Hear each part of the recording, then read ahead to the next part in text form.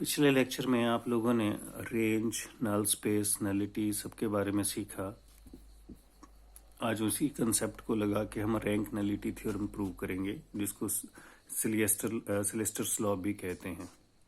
इस थ्योरम में आपको ये प्रूव करना होता है कि अगर आप लीनियर ट्रांसफॉर्मेशन डिफाइन करते हैं from vector space V F two W F T, तो जो रैंक ऑफ टी है और जो नलिटी ऑफ टी है उनको प्लस करके डायमेंशन ऑफ बी बनता है। अब ये प्रूव करने के लिए आपको क्या क्या करना है ये देखिए। सबसे पहले तो आप नल स्पेस ऑफ टी को देखो, एन टी से जिसको डिनोट किया है। ये सब स्पेस होता है वी एफ का, और वी एफ फाइनाइट डायमेंशनल है। ये शुरू में ही आपको दे रखा है कि ये दोनों फाइनाइट डायमेंशनल होंगे, तभी रैंक नलिटी थ्योरम लगती है। ये रिजल्ट आपने याद करना है कि rank T plus nullity T is equal to dimension V. तो एन टी को आप फाइनाइट डायमेंशनल कहेंगे, सब स्पेस है क्योंकि फाइनाइट डायमेंशनल स्पेस का। तो लेट कर लो कि एन टी का जो डायमेंशन है वो पी है और P less than equal to N होगा, जो कि डायमेंशन है वी का। तो नलिटी ऑफ टी पी हो जाएगी।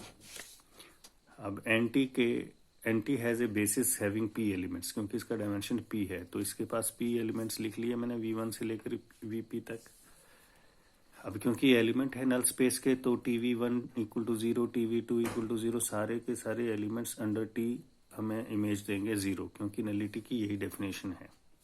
Also we can extend the basis set B one, ये जो इसको, क्योंकि ये सब स्पेस का है ना, तो इसको हम एक्सटेंड कर सकते हैं to the basis set B two of the complete vector space V F, जिसके पास n एलिमेंट्स हैं। अब वी एफ का बेसिस मैं लिख रहा हूँ, V two is equal to V one से लेकर वी पी तक तो सारे एन टी के एलिमेंट थे। उसके बाद मैंने इसको एक्सटेंड किया वी एन तक बनाया, ताकि बेसिस बन जाए वी एफ का। अब ये बेसिस बन गया वी एफ का। अब एक और सेट मैंने कंसिडर किया जिसमें बी थ्री लिखा है, जिस सेट को बी थ्री से डिनोट किया और उसमें एलिमेंट लिखे मैंने इन सब की images, we P plus one से लेकर वी एन तक की इमेजेस अंडर टी। अब मैं ये शो करूंगा कि ये बेसिस है आर टी का, यानी रेंज स्पेस का। इसको शो करने के लिए मुझे इस बी थ्री को लीनियरली इंडिपेंडेंट शो करना पड़ेगा, और साथ में ये शो करना पड़ेगा कि बी थ्री स्पैन करता है रेंज स्पेस को, रेंज स्पेस ऑफ टी को, यानी कि आर टी को। तो सबसे पहले बी थ्री को मैं शो करता हूँ कि लीनियरली इंडिपेंडेंट है।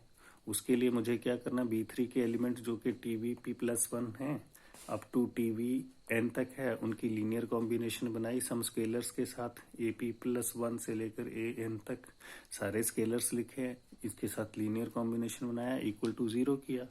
अगर लास्ट में मैंने सारे स्केलर्स जो है ए पी प्लस वन से लेकर ए एन तक सबको अगर मैं जीरो प्रूव कर पाया, तो ये प्रूव हो जाएगा कि बी थ्री लीनियरली इंडिपेंडेंट है। तो लेट अस सी कैसे होता है। क्योंकि टी तो लीनियर ट्रांसफॉर्मेशन है, इसलिए ये कांस्टेंट तो अंदर जा सकता है। तो ये हो गया, ये जो ए पी प्लस वन है वो टी के अंदर चला जाएगा, इनकी T of A P plus one V P plus one हो जाएगा। ऐसे ही सबके लिए मैंने अप्लाई कर दिया।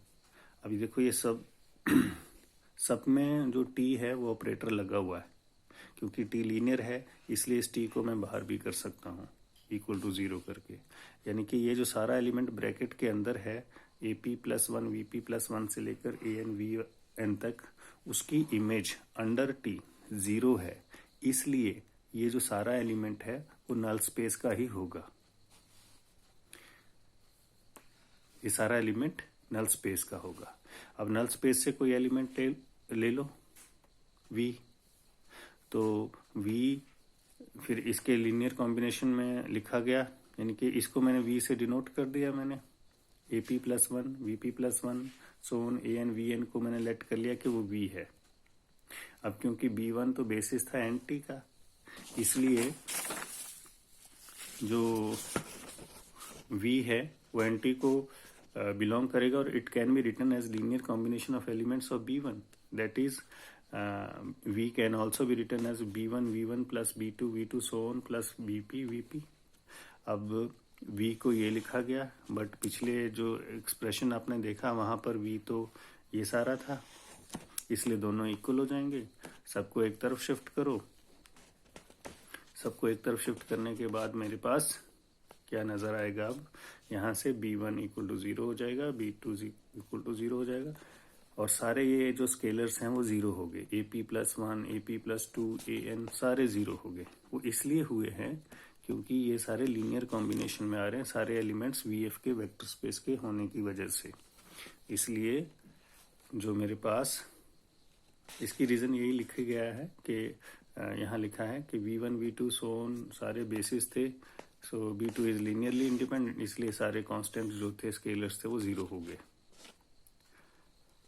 अब देखो बच्चों, यहाँ से क्या है कि AP+1, AP+2 सारे 0 हो गए। तो जब मैं इस लीनियर कॉम्बिनेशन को रीराइट करूं, AP+1 TVP+1, AP+2 TVP+2 so on AN TVP plus VN equal to 0, तो यहाँ से फिर से मेरे पास ये AP+1 0 हो गया, AP+2 0 हो गया, AN 0 हो गया। यहाँ मैंने ऊपर प्रूव किया है। अब जब ये सारे स्केलर्स 0 हो गए तो जो ये स्केलर किससे मल्टीप्लाई हो रहे थे, इन सब से मल्टीप्लाई हो रहे थे, TV+1 से, TVP+2 से।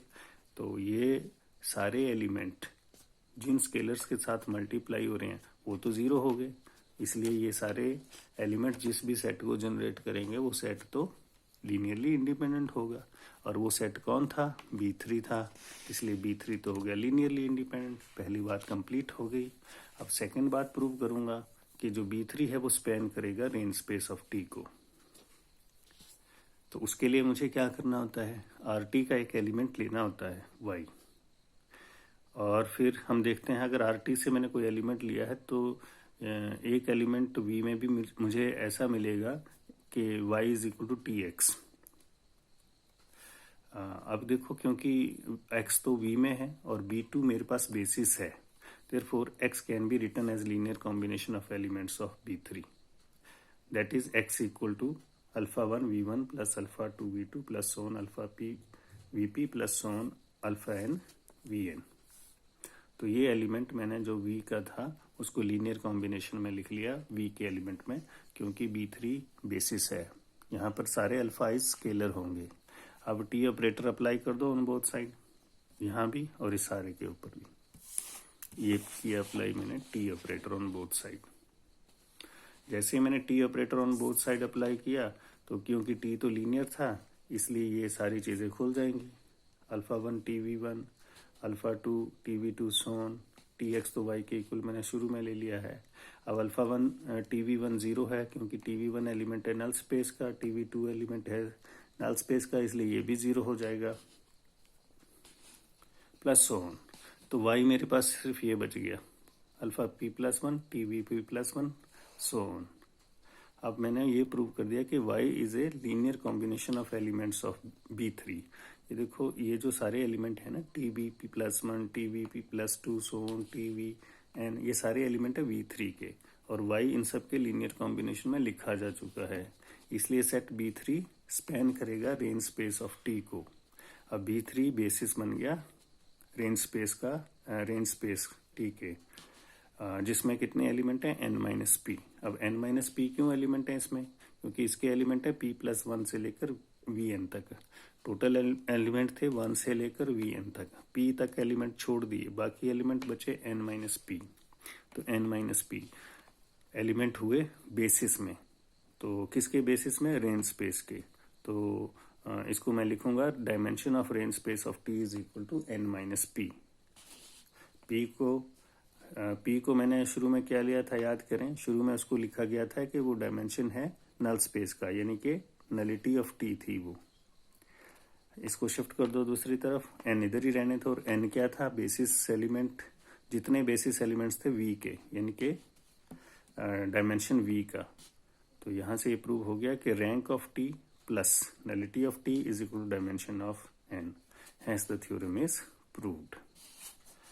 यहाँ पर अब ये नोट करके एक बात लिखी है मैंने कि अगर मेरे पास B में एलिमेंट हैं V1 से लेकर Vm तक, और वो बेसिस एलिमेंट है VF के, then the set TB is equal to TV1 so on TVM spans range space of T and number of linearly independent vectors in TB is the rank of T। तो ये भी आपने याद कर लेना है। तो इस थ्योरम को 2 से 3 बार 4 बार आप करें, पढ़ें, लिखें, तब जाके ये अच्छे से तैयार हो जाएगी। Thank you.